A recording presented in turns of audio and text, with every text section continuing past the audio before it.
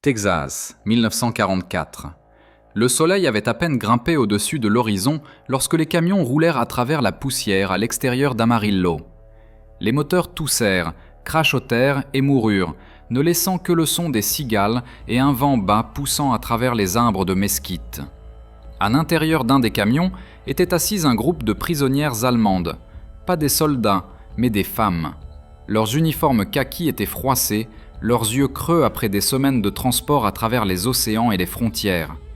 Parmi elles, Lieselotte Meinhof, 24 ans, ancienne opératrice radio de la Luftwaffe capturée près de Cherbourg. Elle avait imaginé l'Amérique comme une cage d'acier et de feu. Chaque rumeur du pays lui avait dit la même chose, que les Allemands capturés seraient battus, humiliés ou forcés de creuser leur propre tombe sous le soleil du désert. Les portes du camion grincèrent en s'ouvrant. Elle se prépara au cri, au coup d'une crosse de fusil. Mais à la place vint une voix calme, lente et étrange dans son rythme. « Madame, attention à la marche. » Un homme en chapeau beige attendait, les manches retroussées, de la poussière sur ses bottes. Ce n'était pas un gardien en uniforme. Il ressemblait à l'homme qu'elle avait vu dans les films western avant la guerre, un cow-boy. Derrière lui, le ciel du Texas s'étendait si largement qu'il semblait irréel, bleu jusqu'au bord de la terre. Lieselotte cligna des yeux dans la confusion.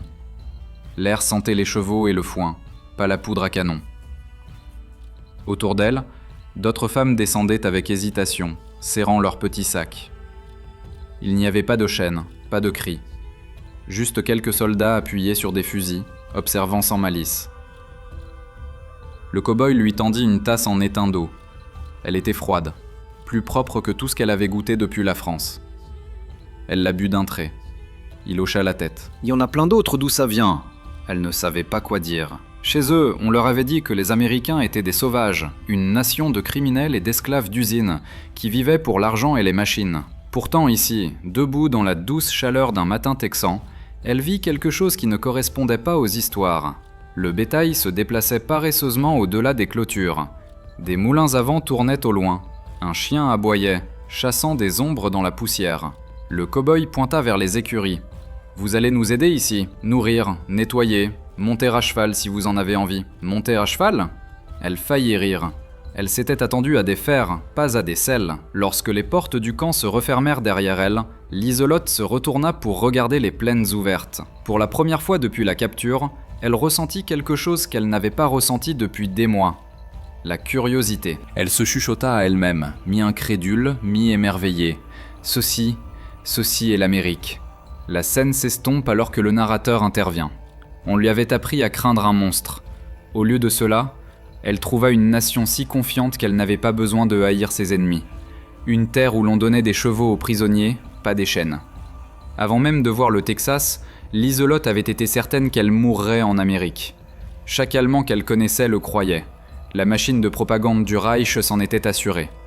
Des affiches placardées sur les murs d'usine avertissaient que les soldats capturés seraient torturés, affamés ou utilisés pour des expériences.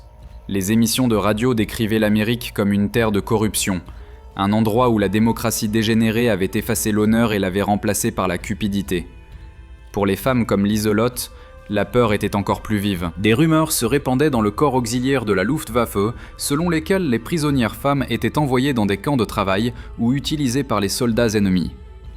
Les histoires étaient chuchotées par les officiers et imprimées dans des brochures, chacune renforçant l'image des États-Unis comme un empire cruel déguisé par la technologie. Cette peur l'accompagna tout au long du long voyage vers l'ouest, à travers les cales des navires Liberty, à travers les chemins de fer sans fin qui traversaient les plaines. Et pourtant, lorsque les portes s'ouvrirent au Texas, le cauchemar ne vint pas. Les gardes offraient de la nourriture. Ils disaient « s'il vous plaît » et « merci ». C'était si peu naturel, elle se demandait si cela faisait partie d'une ruse. Mais ce n'était pas une ruse. Les États-Unis avaient quelque chose que le Reich n'avait jamais vraiment compris. La confiance morale. En 1944, l'Amérique était devenue le plus grand gardien de prisonniers du monde, détenant plus de 400 000 soldats et civils de l'Axe capturés sur son propre sol. Mais au lieu de les punir, l'armée américaine suivait les conventions de Genève avec une précision obsessionnelle. Les prisonniers recevaient de petits salaires pour le travail, étaient autorisés à écrire des lettres, à assister aux offices religieux, même à apprendre l'anglais dans les écoles du camp. Et au Texas, où la terre s'étendait plus loin que l'œil ne pouvait voir, ils étaient mis au travail dans les ranchs et les fermes au lieu d'être derrière des clôtures de barbelés. La logique n'était pas sentimentale, elle était pratique. L'Amérique avait perdu des millions de jeunes hommes au service outre-mer. La nourriture devait encore être cultivée, le bétail devait être soigné, le coton devait être récolté. Les prisonniers de guerre allemands comblaient le vide. Mais pour Liselotte et ses compagnons captifs, cette praticité ressemblait à quelque chose d'entièrement différent. La compassion. La première nuit, elle s'assit sur sa couchette, fixant une assiette de nourriture qu'elle ne pensait pas mériter.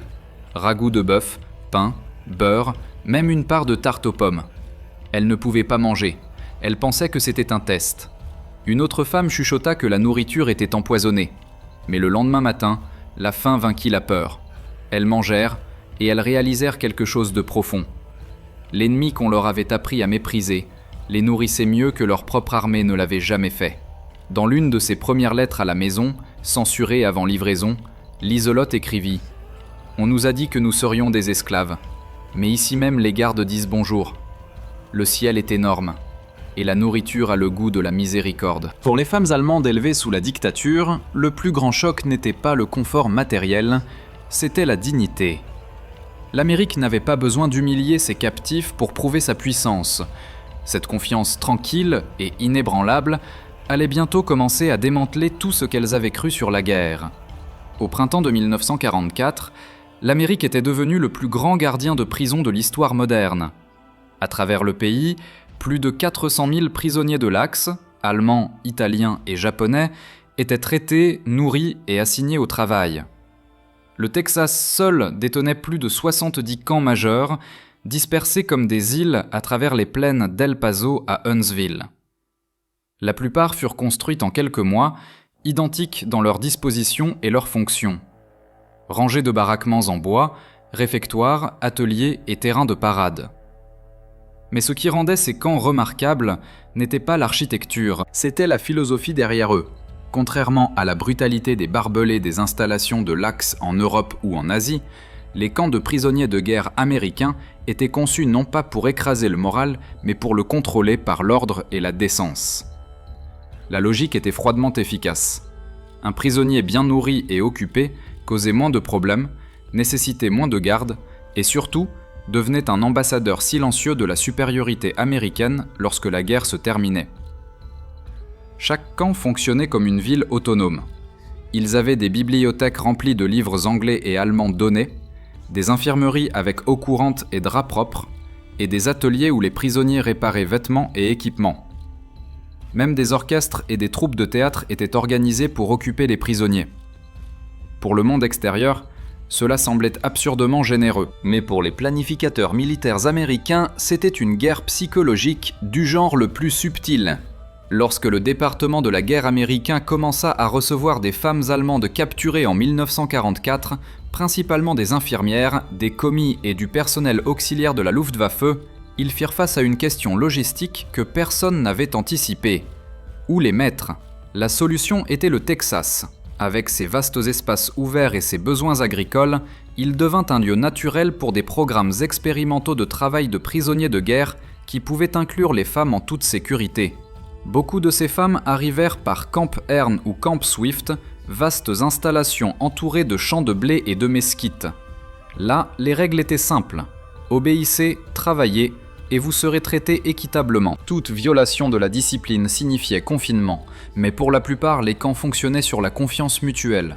Les affectations de travail devinrent bientôt aussi variées que le paysage texan lui-même. Certains prisonniers récoltaient le coton sous le soleil punissant, d'autres triaient des produits dans des entrepôts ou treyaient les vaches laitières. Les femmes, cependant, étaient souvent assignées au travail de ranch où elles cuisinaient, raccommodaient ou s'occupaient du bétail. Pour elles, c'était un monde au-delà de la compréhension, des soldats américains faisant confiance à des Allemandes capturées avec des chevaux, des outils et la liberté de mouvement. Pour les éleveurs américains, cela avait du sens. Il n'y avait tout simplement pas assez de mains pour faire tourner l'économie de guerre à la maison. Pour les femmes allemandes, c'était une révélation. La propagande qui avait dépeint les Américains comme des dégénérés moraux entrait maintenant en collision avec une réalité de discipline, de routine, et de gentillesse inattendue. Même les repas étaient étonnants. Chaque prisonnier recevait 3200 calories par jour, plus que beaucoup de civils américains. Pain, bœuf, pommes de terre, légumes, et même café ou fruits lorsque disponibles pour les prisonnières de guerre allemandes habituées aux cartes de rationnement et à la soupe claire. Cela ressemblait à une abondance au-delà de la raison. Tout dans le système américain fonctionnait sur la logistique. Des trains qui livraient la nourriture aux camions qui collectaient le linge, la même puissance industrielle qui construisait des chars et des bombardiers nourrissait également ses prisonniers. Et pour Lieselotte Meinhof, la leçon était inévitable. Le pouvoir n'était pas seulement une question d'armée, c'était une question d'organisation. Elle écrivit dans son journal « Chaque caisse, chaque repas, chaque uniforme s'inscrit dans un plan. Rien n'est gaspillé. Ils construisent tout comme une machine qui ne dort jamais. » Avec le temps, elle verrait cette machine de près dans les ranchs, où elle fusionnait avec quelque chose d'encore plus déconcertant pour elle, la générosité facile et sans effort des Américains ordinaires. Le matin où les camions arrivèrent, l'air sentait le foin et la poussière. Le soleil du Texas était encore bas, projetant de longues bandes dorées à travers l'horizon, alors que les gardes appelaient les noms des femmes depuis un presse-papier. Lieselotte Meinhof se tenait tranquillement parmi 2 douzaines d'autres, sa posture droite, son uniforme fané mais soigné. Aucune d'entre elles ne savait ce qui les attendait au-delà des portes, seulement qu'elles avaient été sélectionnées pour un détachement de travail dans un ranch de bétail voisin. Elles avaient imaginé le pire. Des chaînes, des champs de travaux forcés, des heures interminables sous un fouet ou un sergent aboyant. Pendant des mois, des rumeurs avaient circulé dans les baraquements, des histoires de prisonniers envoyés dans le désert et ne revenant jamais. Mais lorsque les camions s'arrêtèrent aux portes du camp, ce qu'elles virent les laissa sans voix. Au lieu de gardes armés et de chiens aboyants, il y avait des hommes en chapeau à large bord et chemises en denim appuyés négligemment contre des camionnettes. Des cow-boys, de vrais. Leur chef, un grand éleveur nommé Frank Callahan, les accueillit avec un sourire et un salut paresseux. « Bonjour mesdames, vous êtes toutes prêtes à travailler ?»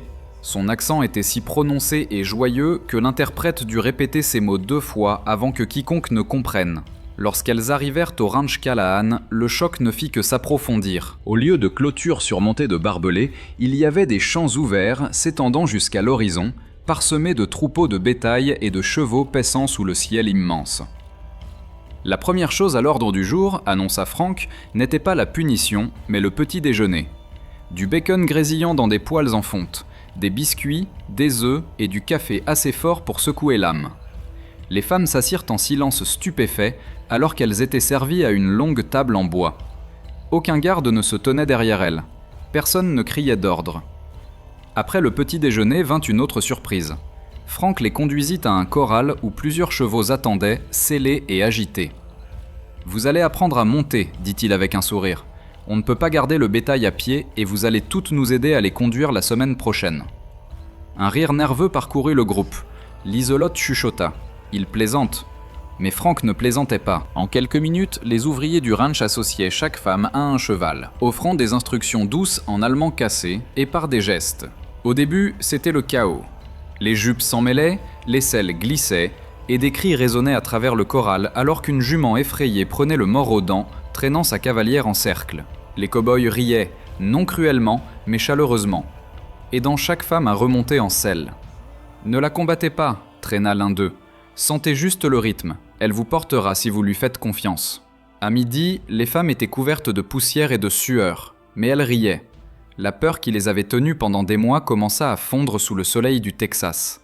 Pour la première fois depuis la capture, elles étaient à l'extérieur du fil de fer, sans garde dans leur dos. Lorsque Lieselotte apprit enfin à guider son cheval à un trot doux, elle ressentit quelque chose qu'elle n'avait pas connu depuis le début de la guerre. La liberté. Pas du genre politique, mais personnel. Un sentiment de mouvement, de vent et de possibilité. Cette nuit-là, de retour dans la maison des ouvriers construite pour les travailleurs, elle écrivit dans son journal « Ils nous font confiance. C'est de la folie, mais aussi peut-être de la gentillesse déguisée en folie. Ils nous traitent non comme des ennemis, mais comme des personnes. Je ne comprends pas cette Amérique. » Sa confusion était partagée par toutes dans le groupe.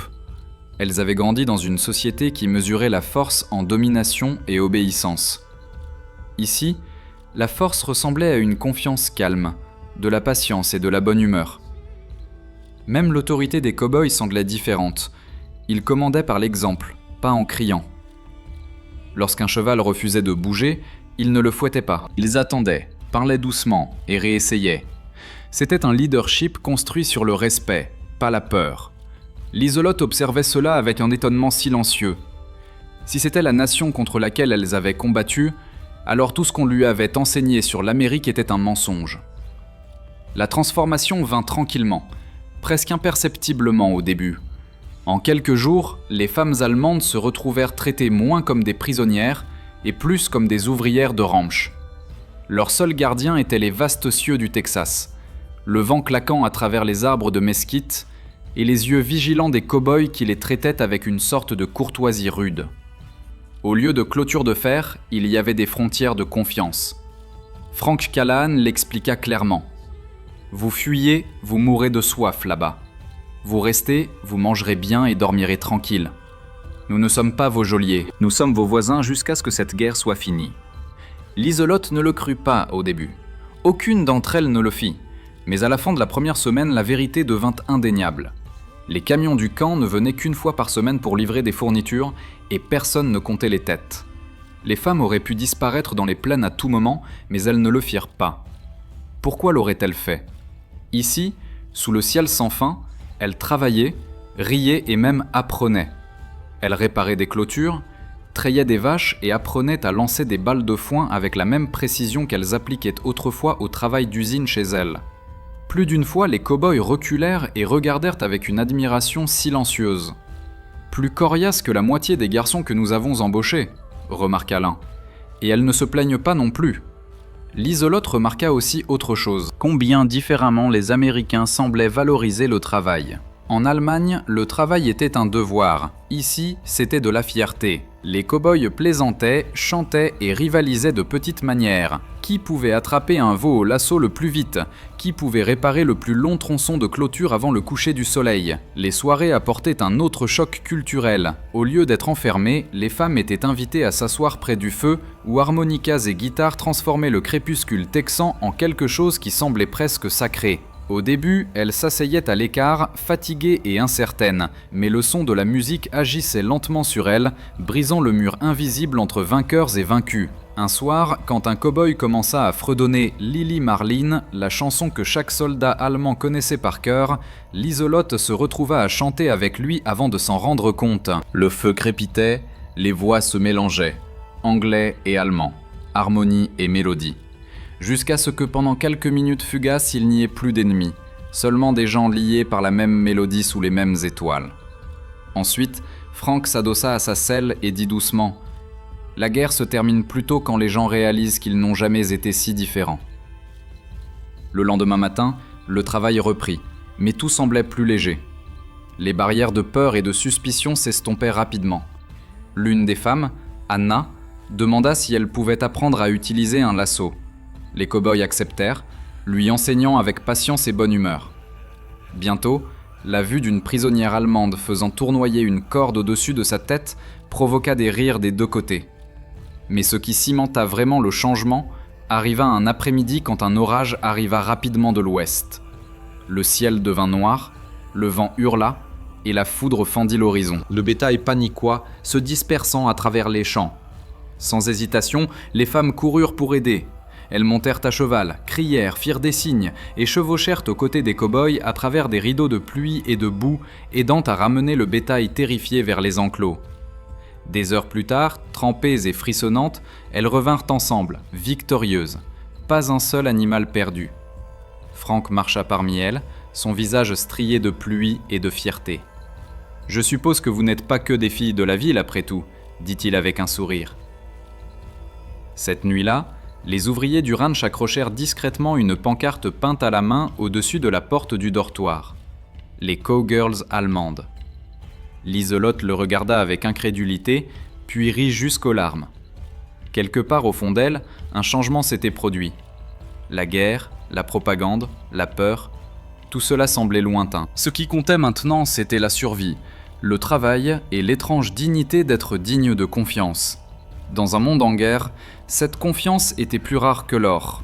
Au début de l'automne, l'air des plaines du Texas commença à se rafraîchir, et les murs autour des cœurs des femmes allemandes aussi. La guerre faisait toujours rage en Europe, mais ici le temps semblait s'écouler différemment. Oui, les jours étaient remplis de travail honnête, et les nuits de rires silencieux et du bourdonnement des grillons. Pour la première fois depuis leur capture, le courrier était autorisé. Chaque femme reçut une seule feuille de papier à lettres officielles du camp, et on lui dit qu'elle pouvait écrire une lettre chez elle. Les pages seraient censurées, bien sûr, mais même dans ces limites, c'était une chance rare de parler au monde qu'elles avaient laissé derrière elles. Cette nuit-là, le dortoir était silencieux, à l'exception du grattement des crayons sur le papier. La main de Liselotte Lowe tremblait quand elle commença. « Chère maman, je suis vivante, et je dois te dire quelque chose que tu ne croiras pas. Je travaille dans une ferme au Texas. Ils appellent ça un ranch. Les gens ici sont gentils. Oui, vraiment gentils. Ils nous donnent de la nourriture. Tellement de nourriture que je peux à peine tout manger. Ils nous laissent même monter à cheval. Les hommes portent des chapeaux aussi larges que les assiettes et boivent quelque chose appelé Coca-Cola. Ils jouent de la musique après le travail et nous apprennent leurs chansons. » Elle s'arrêta, fixant les mots. Sa mère penserait-elle qu'elle était devenue folle ? La propagande en Allemagne avait dépeint les camps de prisonniers américains comme des lieux brutaux et inhumains, où les prisonniers étaient affamés et battus. Mais ici, dans ce paradis brûlé par le soleil, elle buvait du café chaque matin et apprenait à faire du chili. Elle continua. « Maman, ils nous font confiance. Nous pourrions fuir, mais nous ne le faisons pas, parce que nous sommes libres de toutes les manières qui comptent. Je n'ai jamais pensé que la liberté pouvait ressembler à cela. Les lettres furent collectées le lendemain matin. Des semaines plus tard, des réponses arrivèrent, soigneusement censurées et tremblantes d'incrédulité. « Liselotte, es-tu sûre ? Tu dois te tromper. Peut-être rêves-tu. Il ne traiterait jamais si bien les prisonniers. » Sa mère n'était pas la seule à douter. D'autres femmes reçurent des réponses similaires. Leur famille refusait de croire les histoires de hamburgers, de champs ouverts et de cow-boys amicaux. Pour ceux qui enduraient encore des raids de bombardement et des cartes de rationnement chez eux, une telle vie sonnait comme une fantaisie. Même les officiers américains qui examinaient les lettres semblaient légèrement amusés. « Vous écrivez des contes de fées », ricana l'un d'eux. « Personne ne vous croira là-bas. » Mais la réalité était indéniable. Chaque jour, les prisonnières allemandes s'enfonçaient plus profondément dans une version de l'Amérique qui défiait tout ce qu'on leur avait enseigné. Elles le voyaient dans l'abondance, des œufs à la douzaine, de la viande à la livre, du sucre au sac.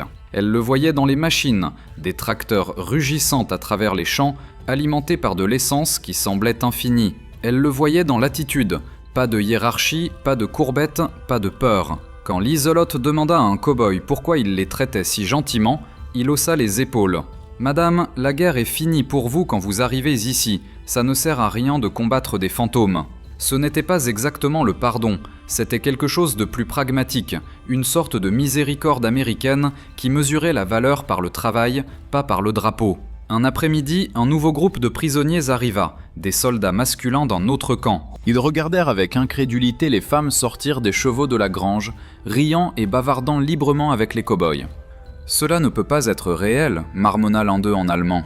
Mais ça l'était. Pour les nouveaux arrivants, la vue de leurs camarades féminines chevauchant à travers des pâturages ouverts sans chaîne brisa des années de conditionnement.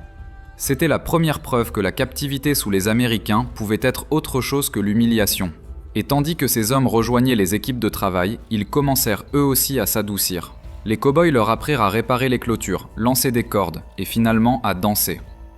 En novembre, le ranch Callahan était devenu quelque chose d'impossible. Un petit coin de réconciliation dans un monde encore en feu. Pour Liselotte, c'était le début d'une révélation silencieuse que l'humanité pouvait survivre même en captivité, que la gentillesse pouvait naître des ruines de la guerre. Elle ne savait pas encore que ces leçons la suivraient chez elle, remodelant tout ce qu'elle croyait sur le monde. Avril 1945. Le vent à travers les plaines portait le parfum de l'herbe printanière et de la pluie. Des veaux étaient nés, les champs reverdissaient. et les rumeurs tourbillonnaient plus vite que les tourbillons de poussière qui se poursuivaient à travers les pâturages. L'Allemagne s'effondrait. Berlin encerclé. Hitler mort. Certains disaient, d'autres chuchotaient que c'était de la propagande. Au ranch Callahan, les femmes allemandes travaillaient comme d'habitude. Elles réparaient les selles, lavaient les vêtements et gardaient le bétail. Mais la tension dans l'air était indéniable. La radio dans la cuisine de Frank, habituellement réservée à la musique country et au baseball, ne transmettait maintenant que des nouvelles d'Europe. Cet après-midi-là, quand Frank sortit à la grange, son visage était solennel. Il tenait son chapeau dans une main, l'autre serrant un journal plié. « Mesdames, dit-il doucement, c'est fini. » Pendant un moment, personne ne parla. Les mots restèrent suspendus dans l'air comme un coup de tonnerre qui n'avait pas encore éclaté. Fini. « Que voulez-vous dire ?» demanda Liselotte dans un murmure. « La guerre ?» dit Frank. « L'Allemagne a capitulé. » Certaines femmes se figèrent, d'autres lâchèrent les outils qu'elles tenaient. Anna couvrit sa bouche et commença à pleurer doucement. Liselotte fixa simplement le sol, l'esprit vide. Pendant des années, tout, chaque respiration, chaque peur, chaque père avait été lié à la guerre. Maintenant, soudainement, c'était parti. Personne n'acclama. Il n'y eut pas de célébration, seulement un silence stupéfait et le mugissement lointain du bétail. Les femmes se rassemblèrent cette nuit-là près du feu, leurs visages éclairés par une lumière orange vacillante, incertaines de ressentir du soulagement ou du chagrin. Frank versa du café pour tout le monde et dit doucement : « C'est terminé maintenant. Vous pourrez toutes rentrer chez vous bientôt. » Le mot « maison » frappa plus fort que n'importe quelle nouvelle de capitulation. Maison.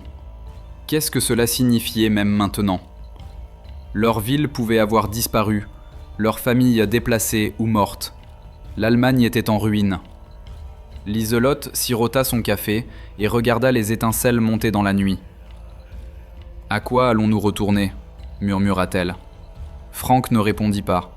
Il n'en avait pas besoin. Tout le monde savait qu'il n'y avait pas de réponse facile à cette question.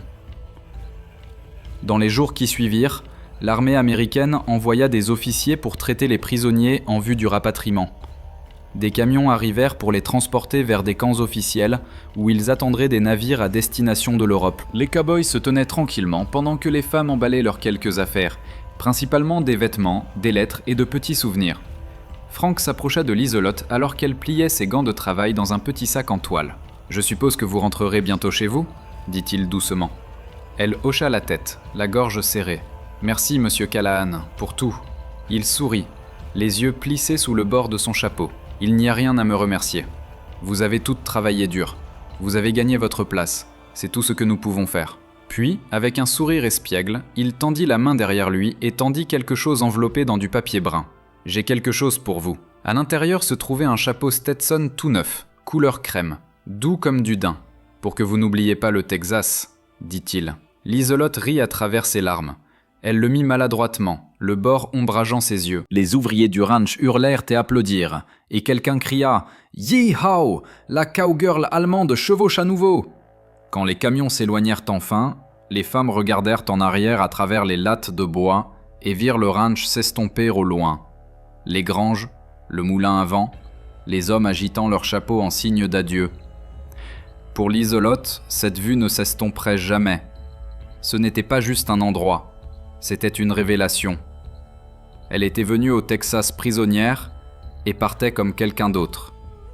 Quelqu'un qui avait entrevu une façon différente de vivre, où la dignité ne venait pas du rang ou de la peur, mais du simple respect.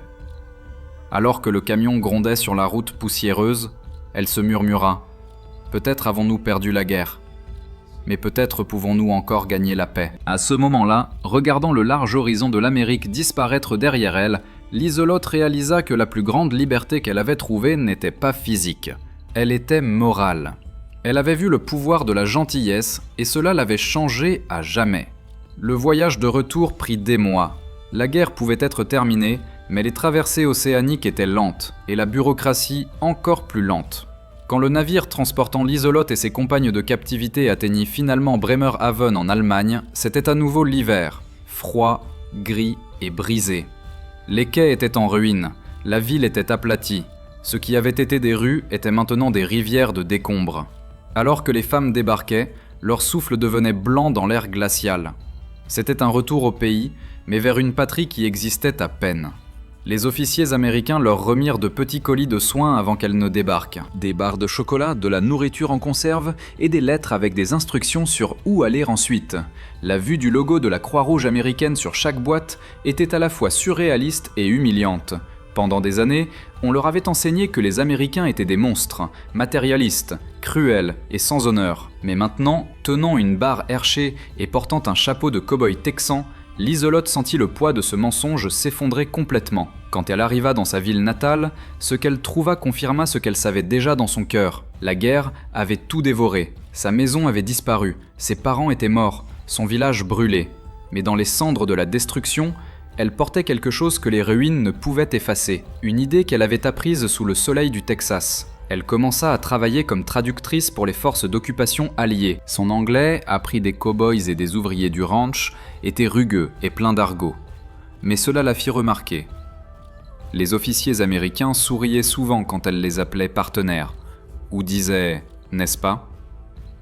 Elle leur raconta des histoires de ranch texans, de cieux larges, et de la gentillesse des hommes qui avaient traité les prisonniers non pas comme des ennemis, mais comme des êtres humains. Cela étonna de nombreux soldats américains de l'entendre. Ils s'attendaient à des histoires de difficultés et de cruauté, pas à des récits de transhumance de bétail, de Coca-Cola et de chapeaux de cow-boy. En 1948, Liselotte fut invitée à parler lors d'une conférence de femmes d'après-guerre à Stuttgart. Le thème : reconstruire par la compréhension. Elle se tenait devant un public de femmes allemandes et alliées, anciennes ennemies maintenant assises côte à côte, et leur raconta son séjour au Texas. « J'étais prisonnière de guerre, commença-t-elle doucement, mais je ne me suis jamais sentie comme telle. » Elle parla des cow-boys qui partageaient leur nourriture, de la dignité tranquille de Frank Callahan, du jour où elle porta un Stetson pour la première fois et se sentit peut-être pour la première fois égale. « J'ai appris que la liberté, dit-elle, n'est pas donnée par les nations, elle est donnée par les gens, un acte de gentillesse à la fois. » Ces mots émurent la foule aux larmes. Quand elle finit, une femme américaine s'avança et l'embrassa. C'était la première fois que beaucoup dans cette salle voyaient une telle chose. Une Allemande et une Américaine, autrefois ennemies, maintenant sœurs. Des années plus tard, Liselotte immigrerait aux États-Unis.